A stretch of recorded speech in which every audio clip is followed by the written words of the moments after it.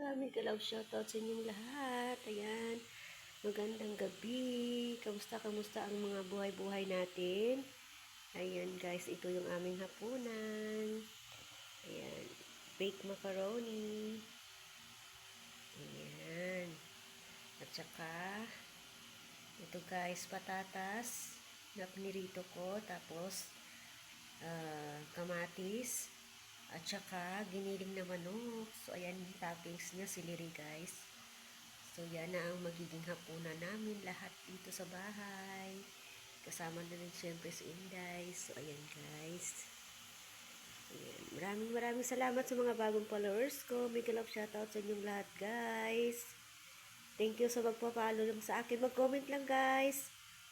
Nagbabalik ako, legit ako. Maraming salamat. Ingat-ingat tayong lahat guys. Bye-bye.